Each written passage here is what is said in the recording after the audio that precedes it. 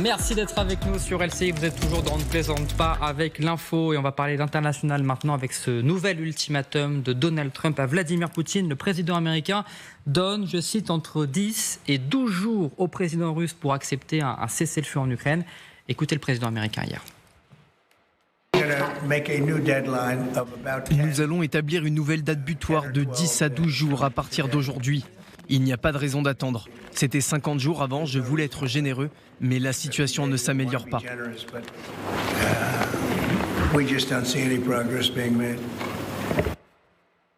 Et pour en parler, j'accueille mes invités. Bonjour, Général François Chauvency, bonjour. Consultant géopolitique TF1 LCI. Bonjour, Gwendoline de Bono, grand reporter LCI. Bail Nagli nous rejoindra dans quelques minutes, professeur de droit et consultant international.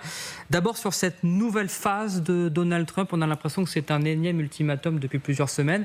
Général, est-ce qu'on peut y croire à cette nouvelle phrase, cette petite phrase de Donald Trump ? Croire en Donald Trump, c'est une gageure. On ne va pas y arriver. Bon, il l'a dit. Bon, maintenant, effectivement, il doit être un peu énervé. Parce qu'il n'obtient pas beaucoup de résultats. Faut dire, Vladimir Poutine ne fait pas beaucoup d'efforts non plus. Et puis, Donald Trump est sur une ligne ascendante en termes de succès économique. Donc, je pense qu'il se sent vraiment le maître du monde et qu'à ce titre-là, il renforce sa pression sur Vladimir Poutine parce qu'il voit bien que Vladimir Poutine en profite. Et la réponse d'ailleurs aujourd'hui ou cette nuit, c'est déjà des frappes supplémentaires de la part de la Russie. Donc Vladimir Poutine ne changera pas son axe. La seule question que je pose maintenant, parce que quelles que soient les déclarations de Donald Trump, c'est quels sont ses vrais leviers sur Vladimir Poutine. Quelles sont les vraies sanctions qui vont être mises en place? Est-ce que ces sanctions seront efficaces?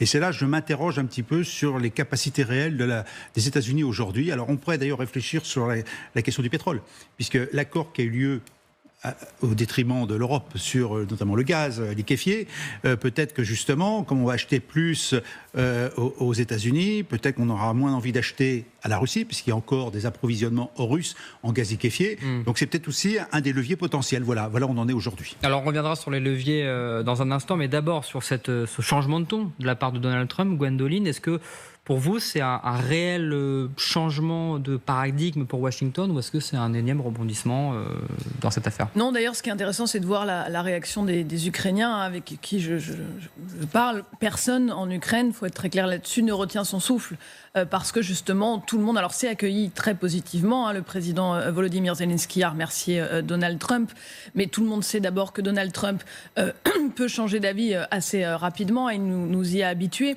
Et puis ensuite, la question des leviers, Général, effectivement, elle est très intéressante parce que s'il y a une chose que Donald Trump comprend très bien, c'est le rapport de force. Et pour l'instant, il n'a pas instauré un grand rapport de force avec la Russie. Il n'a utilisé pour l'instant aucun vrai levier. Alors, il y a eu quelques arrivées de patriotes via les Européens des systèmes de défense aérienne, mais il n'y a pas eu de vrai rapport de force instauré avec Poutine. Donc, il a l'air déçu, il a l'air un peu chiffonné du comportement de Vladimir Poutine, mais pour l'instant, il n'a pas encore exercé une pression forte sur le président russe. C'est aussi pour ça qu'en Ukraine, on prend ces déclarations positivement. Mais personne ne s'attend à ce que ça débouche sur un cessez-le-feu immédiat que de toute façon Vladimir Poutine a toujours refusé. Il y en a eu plusieurs. Un premier cessez-le-feu en mer Noire. Vladimir Poutine, pour l'instant, ce qu'il a fait, c'est des cessez-le-feu unilatéraux à différents moments. Mais un vrai cessez-le-feu de 30 jours, ce qui était une proposition portée notamment par la France et le Royaume-Uni, pour l'instant, il l'a tout le temps rejeté. Donc en tout cas en Ukraine, on ne s'attend pas à un cessez-le-feu immédiat malgré cet ultimatum réduit. On passe de 50 à 2 semaines. On verra effectivement ensuite si Donald Trump décide enfin d'utiliser ces leviers, ce qu'il n'a pas fait pour l'instant. Alors justement, vous parliez, Général, de frustration de Donald Trump et c'est exactement ce que dit Marco Rubio, le chef de la diplomatie américaine. Regardez, le président américain est incroyablement frustré par le fait que malgré les très bonnes interactions avec Vladimir Poutine lors d'appels téléphoniques, ça ne débouche jamais sur quoi que ce soit. Bon, là, encore une fois, on sent quand même que du côté de l'administration Trump, ça commence un petit peu à bouillir. Oui, et puis il y a eu comme quelques signaux de la frustration de Donald Trump depuis quelques semaines. On parle effectivement de quelques livraisons d'armes, bien qu'elles sont plutôt vendues que données. N'oublions pas quand même, on fait des affaires pendant ce temps. C'est aussi finalement une parole beaucoup plus dure. Je répète, les succès que Donald Trump a eu ailleurs, qui laisse supposer qu'il est peut-être encore le leader du monde libre, peut-être. Donc effectivement, cette frustration, elle existe. Et puis sur le terrain, ça continue. Donc il voit bien qu'il n'est pas écouté. Vladimir Poutine ne change pas d'avis. Il continue à faire avancer ses troupes autant qu'elles le peuvent. Maintenant, il n'est pas vraisemblable que dans les semaines qui viennent, justement, ces livraisons d'armes prennent une autre tournure. Parce qu'en fait, c'est bien ce qu'on avait évoqué à l'élection de Donald Trump, c'est que le changement de Donald Trump serait peut-être à un moment donné de soutenir à fond l'Ukraine en livrant des armes, même s'il les vend. Donc peut-être que là, on va avoir des déclarations de ce côté-là sur de meilleures ventes d'armes, et bien dit ventes, hein, c'est pas des dons, vis-à-vis de l'Ukraine. Et puis rappelons pas aussi que Rubio est quand même quelqu'un pro-ukrainien à 100%. Il est contre la Russie, il fait partie de cette tendance au sein de l'administration Trump. Donc il a peut-être maintenant gain de cause, mais le problème avec Donald Trump, c'est surtout le dernier qui parle qui a raison. Et peut-être qu'on verra celui qui parlera après Rubio s'il n'arrivera pas à faire changer Trump dans quelques jours. Mais 10 à 12 jours, c'est dans le long cours. Qu'est-ce que Donald Trump peut obtenir en 10 jours? Honnêtement, je ne vois pas. Même s'il y avait des sanctions, quelles qu'elles soient, ou alors des choses à laquelle on n'a pas pensé du tout, qui soient déterminantes, je ne vois pas comment le changement pourrait se faire du côté de Vladimir Poutine. Est-ce qu'il sera influencé par la déclaration de Donald Trump? Aujourd'hui, on en revient à la question des leviers. Quels sont les leviers suffisamment forts pour contraindre Vladimir Poutine à réagir? Et puis dernier point, moi je pense que Vladimir Poutine a fait une très grave erreur stratégique en ne prenant pas Donald Trump au sérieux, notamment suite au dernier coup de fil qui ont eu lieu, faire tirer sur les villes ukrainiennes pratiquement immédiatement après ou en pendant.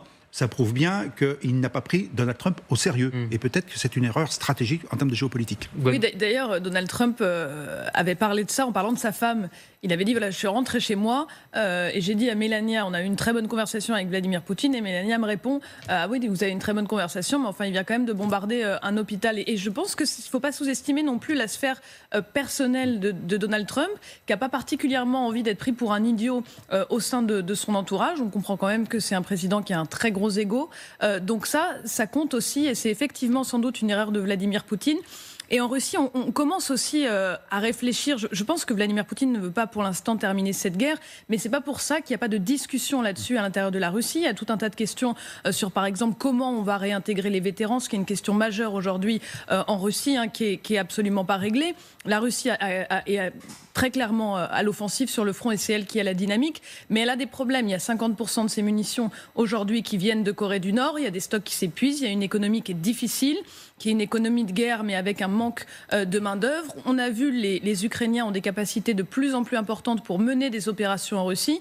On l'a vu notamment avec, en juin dernier, l'opération Toile d'araignée, qui était très impressionnante, avec des drones emmenés à l'intérieur de la Russie qui vont détruire une partie de l'aviation stratégique. Il y a tout un tas de villes aujourd'hui en Russie où il n'y a plus de réseau téléphonique par intermittence parce que les Russes les coupent. Ils estiment que les Ukrainiens peuvent se servir du réseau pour faire des attaques de drones, etc. Donc il n'y a pas une situation qui est totalement simple.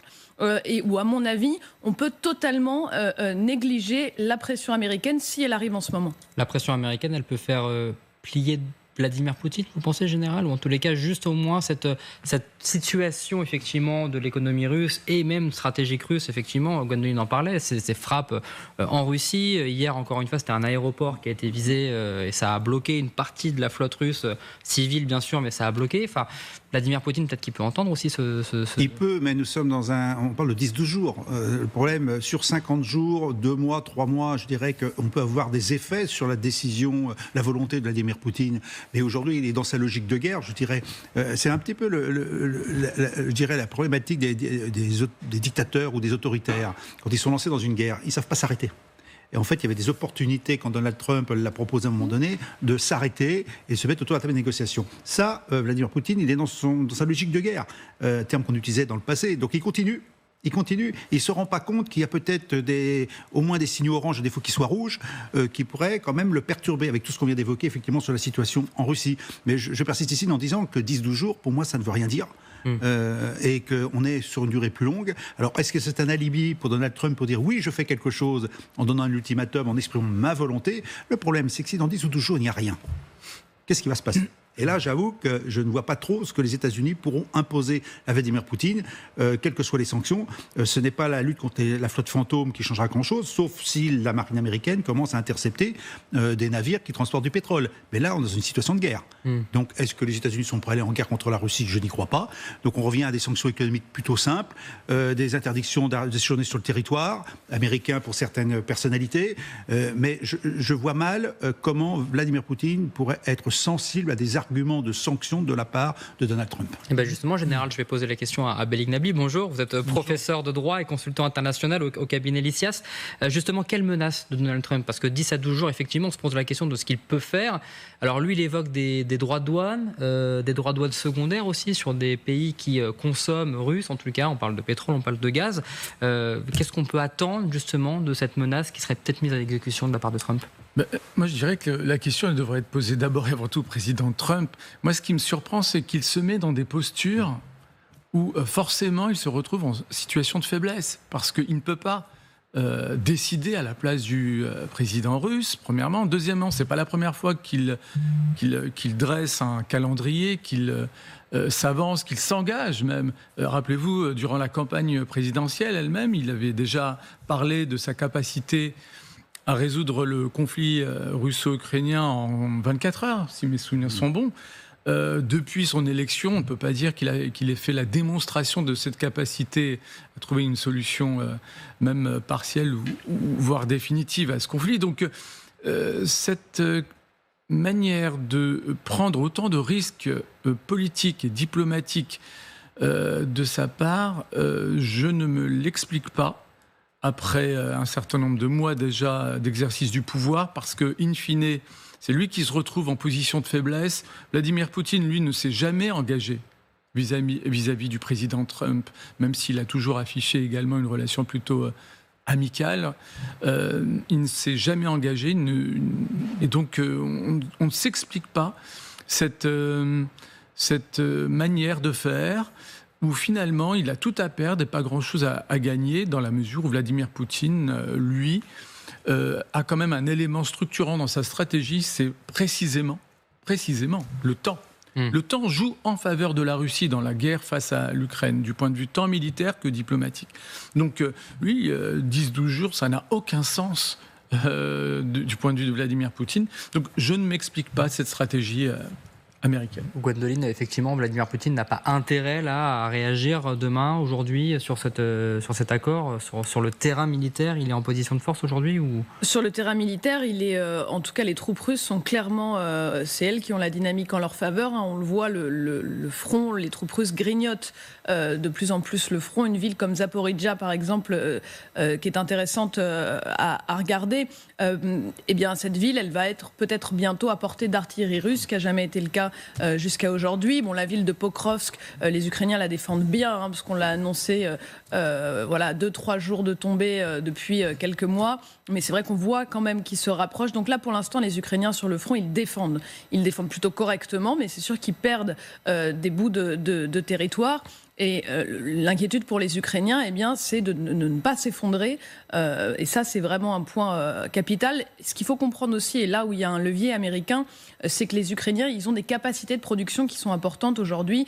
Au début de la guerre, les Ukrainiens produisaient absolument pas de drones. Aujourd'hui, c'est 1,5 million environ. Ils veulent arriver à 4 millions. Et j'en parlais avec un conseiller de Zelensky qui disait ce qui est très douloureux pour nous, c'est qu'on a les capacités de production, on a les pièces, on a les composants. C'est pas facile, mais on les a. On a la capacité à produire. En revanche, on n'a pas assez de financement pour produire tout l'armement qu'on pourrait envoyer sur la ligne de front. Donc ça, il y a une grosse demande ukrainienne là-dessus. Et si ça montait vraiment en capacité, s'il y avait plus de financement directement dirigé sur la production ukrainienne, ça, ce serait aussi un levier. Parce que pour l'instant, Vladimir Poutine, il ne peut pas non plus gagner cette guerre. Il ne sait pas l'arrêter, mais il ne sait pas la gagner. Donc ça pose quand même un souci. Et il y a de plus en plus de difficultés à la fois dans sa société, dans son économie. Donc il est quand même obligé de le prendre en compte. Il ne va rien se passer dans 12 jours. Il ne va pas y avoir un cessez-le-feu dans 12 jours. Personne n'y croit. Mais je ne pense pas que Vladimir Poutine puisse totalement ignorer cette déclaration de Donald Trump, même si elle a l'air fantasque, même si on sait que ce délai ne correspond à rien. Vous êtes d'accord, Général? Est-ce que dans 10 ou 12 jours, peut-être que Donald Trump peut répondre à ce besoin de financement, justement? Ça peut être un levier au-delà des droits de douane, ça peut être un levier supplémentaire. Alors, je ne sais pas de quelles armes on pourrait parler. Vous avez parlé des Patriotes tout à l'heure qui arriveraient. Peut-être qu'ils pourraient accélérer le calendrier, je ne sais pas. Mais est-ce qu'on peut s'attendre vraiment à de l'aide militaire, une réponse directe et concrète pour aider les Ukrainiens sur le terrain de la guerre? Sans vouloir être provocateur, si les Européens sont prêts à payer l'armement américain au profit de l'Ukraine, il n'y aura aucun problème, à mon avis, pour que Donald Trump envoie de l'armement en masse vers l'Ukraine. Voilà. Mais pour l'instant, il ne veut pas, et c'est ce qui transparaît depuis des mois, il ne veut pas que les États-Unis payent. Donc toute autre solution qui éviterait que les États-Unis payent, mais par contre gagnent de l'argent, pourrait être prise en considération. Et peut-être qu'en 10-12 jours, pourquoi pas. Il y avait quand même un bill qui était en discussion au Sénat sur justement l'envoi d'une aide à l'Ukraine. Et ben, pour l'instant, c'était un petit peu bloqué, me semble-t-il, par les Républicains. Peut-être que dans cette opportunité-là, on met le feu vert et finalement, l'aide à l'Ukraine pourrait se faire, mais dans les conditions que je viens d'évoquer. Parce que pour l'instant, Donald Trump ne raisonne qu'en deal. Voilà. Qu'est-ce que je gagne ? L'Ukraine paye une partie aussi. Pardon. Et l'Ukraine paye une partie. Oui, d'ailleurs, il y a une partie de l'armement qui avait été débloquée parce que l'Ukraine s'est engagée à payer. Ça faisait d'ailleurs aussi partie de l'accord sur les minerais, qui était en fait beaucoup plus large que les minerais, où il y avait des investissements ukrainiens qui rentraient dans cet accord et où l'Ukraine s'engage à payer pour son armement. En tout cas, officiellement, la Maison-Blanche, elle, y croit à ce deal, en tout cas dans 10-12 jours, en tout cas à terme. Écoutez Steve Witkoff, l'émissaire personnel de Donald Trump hier. Quels sont vos espoirs pour les 3 ans et demi à venir? Quelle serait la meilleure façon de terminer votre mandat d'envoyé spécial? Que nous résolvions le conflit entre la Russie et l'Ukraine et que nous obtenions cet accord de paix. C'est une guerre qui n'aurait jamais dû arriver. Nous allons résoudre ce problème. Ce sera un grand moment. Beleg Nabli, on peut y croire on va dire une solution pacifique à terme, et notamment avec les États-Unis au milieu comme médiateur? Factuellement, Witkoff et d'autres responsables conseillers qui ont pour mission de représenter finalement les intérêts américains et la parole présidentielle de Donald Trump, si on s'en tient à leur bilan depuis le début de la présidence Trump, c'est un bilan qui se caractérise précisément par leur incapacité à faire avancer les différents dossiers auxquels ils ont été les uns les autres chargés, qu'il s'agisse du conflit entre la Russie et l'Ukraine ou des conflits au Moyen-Orient. Moi, ce qui me frappe, c'est vraiment ces échecs diplomatiques successifs du point de vue, finalement, des objectifs affichés, notamment mettre fin à la guerre, trouver des compromis en vue de cesser le feu, etc. Donc la parole officielle des conseillers de Donald Trump et de Donald Trump lui-même, de mon point de vue, est à prendre avec des pincettes. En tout cas, il faut la relativiser parce qu'il y a un contraste entre les ambitions affichées et les résultats obtenus. Vous êtes d'accord avec ce contraste général ? Totalement. Mais je persiste ici en disant que comme l'objectif de Trump, c'est de faire de l'économie et du business, il a des succès quand même ailleurs. Parce que quand même, ce qui vient de se passer vis-à-vis de l'Union européenne est un succès pour Donald Trump, et toujours avec la même idée que je finis par faire plier. Bon, il a pu le faire en économie. La question, c'est vrai qu'il n'arrive pas à le faire en termes de relations internationales et dans les conflits. Mais pour une raison, à mon avis, très simple, c'est qu'il ne veut pas s'engager plus que le deal. Il ne veut pas envoyer de troupes particulières, il ne veut pas donner de moyens particuliers, il ne veut pas financer la guerre. En fait, il reste dans sa ligne à lui. Sa ligne, c'est j'ai fait du business pour l'Amérique. Le reste, je veux bien y participer, mais sans plus, sans en faire de trop.